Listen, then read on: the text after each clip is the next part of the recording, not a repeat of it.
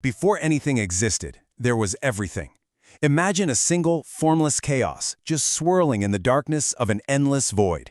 This is where our story begins, not with a big bang, not with a command, but with a dream. So, let's get into this absolutely epic story of creation. You know, the ancient texts have this simple but really powerful way of describing it. They called it a cosmic egg. Inside this egg, there was no up or down, no light or dark. Heaven and earth were just one. A kind of chaotic soup of pure potential, just waiting for the right moment to be born. And right there, inside that egg, something was growing, a being of just immense power, the very first living thing. His name was Pangu.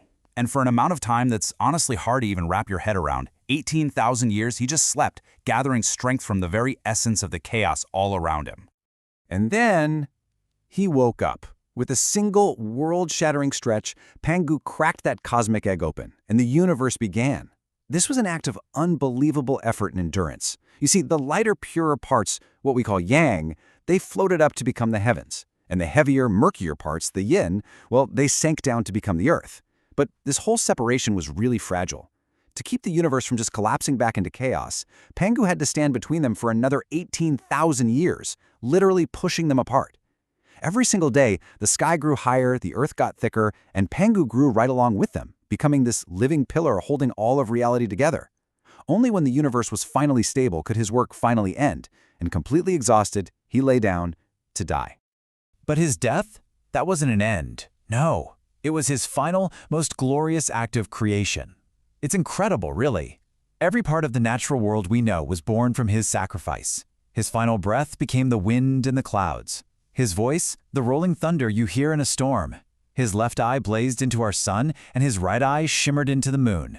His body, his very limbs, became the great mountains. His blood formed the rivers, and his hair, it became the countless stars in the night sky. The world itself is the body of Pangu.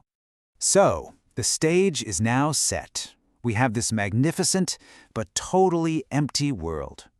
What it needed were actors. It needed humanity. And humanity, well, humanity needed teachers. And that brings us to our next chapter, the arrival of the first divine rulers, the ones who would shape the very dawn of society. Now, these weren't kings like we think of them today. No, they were more like godlike culture heroes, the ones who gave humanity the actual tools for survival and civilization. You had Nüba, who molded the first people from the yellow earth of the riverbanks. There was Fuxi, who taught them how to hunt and fish and gave them the 8 trigrams, the foundation for writing and divination. And then there was Shennong, the divine farmer, who tasted hundreds of different herbs to figure out medicine and taught everyone how to actually grow their own food.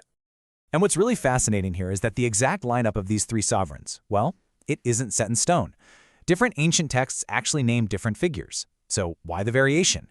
Well, the best guess is that these myths weren't written down by just one person. They evolved over centuries from the stories told by different clans in different regions. So this isn't some kind of contradiction, it's actually proof of a rich, living mythology being woven together into a shared history. But as you might guess, this era of peaceful learning just wasn't going to last. The world was growing, tribes were forming, and with that came conflict. A great war was brewing. And this wasn't just a battle for land. It was a battle for the very soul of this new civilization. On one side, you had Huangdi, the Yellow Emperor. He was a wise leader from the highlands, a force for order, governance, and ingenuity. On the other side was Chiyou, the fearsome god of war.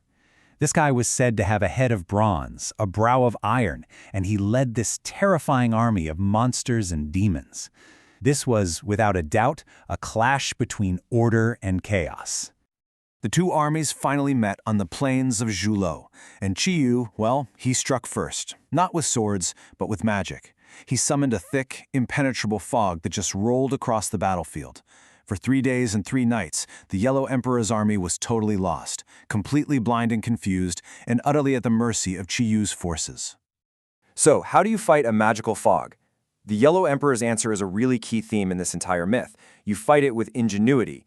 He came up with this remarkable piece of technology, the South-Pointing Chariot. It was a geared vehicle with a little figure on it that, through some pretty complex mechanics, always pointed south.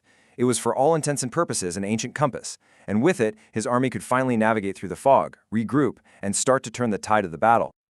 Seeing his advantage slipping away, Chiyou just escalated things. He called on the gods of wind and rain, unleashing a massive storm to try and drown Huangdi's army. The emperor countered by summoning his own divine ally, a powerful winged dragon named Yinglong. But the storm was just too strong, so Huangdi had to make an impossible choice. He called down his own daughter, Nüba, the goddess of drought, and wherever she walked, the rains just stopped and the ground cracked open.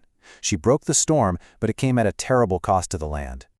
With the battlefield cleared of storms and fog, Huangdi unleashed his ultimate weapon. And this was basically psychological warfare. He'd crafted a battle drum from the hide of a mythical one-legged beast called the Kui, and for drumsticks, he used the bones of a thunder beast. When he struck that drum, the sound was said to travel 500 li, that's nearly 250 kilometers. Imagine a sonic shockwave that just terrified Chiyou's army and rallied his own troops. The combination of everything, the ingenuity, the divine power, the psychological warfare, it was just too much. Chiyou's forces finally broke. The monstrous god of war was captured and slain. And just like that, the Great Mythic War was over. But the end of the war, that was actually the true beginning. See, this victory wasn't about destruction, it was about creation. Huangdi's triumph laid the groundwork for a brand new, unified people. After the battle, you'd think the Yellow Emperor's tribe and the tribe of the defeated Yan Emperor would stay enemies, right? But that's not what happened. Instead, they merged. They integrated their cultures, their people, and their strengths, and they formed a new, incredibly powerful cultural union. And this fusion created a name that has echoed through all of history, Yan Huang Zisun, which literally means descendants of Yan and Huang. This wasn't just some political deal. It became the foundational identity for the Chinese people, an identity forged not in peacetime, but in the crucible of a mythic war. Huangdi's victory kicked off the Age of the Five Emperors, this lineage of sage kings who built on his foundation. Leadership passed through his descendants like Zhuangzi and Ku. But what's really significant, what really stands out, is how this era ends, with the celebrated rulers Yao and Shun. Emperor Shun was chosen by Yao not because he was family, not because of his bloodline, but because of his profound virtue. And that right there established a powerful ideal at the very dawn of Chinese civilization, that the right to rule should come from merit, not just from who your parents were.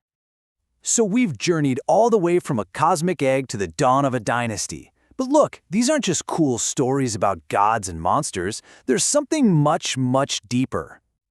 This whole saga, from Pangu's sacrifice all the way to Huangdi's victory, it's a foundational narrative. It's a story that packs in deep cultural values. Things like the idea that the natural world is a sacred body, that civilization is a gift from wise teachers, and maybe most importantly, that unity and identity are things that have to be forged, often through great struggle, bringing order from chaos. So I want to leave you with this final thought. A creation myth is kind of like the operating system for a culture, right? It provides a shared origin story, a sense of purpose. So the real question for us to think about isn't just what happened in the story, but how does a foundational narrative just like this one built on sacrifice, on ingenuity, and on forging unity from chaos, how does that continue to shape the worldview and actions of over 1 billion people, even today?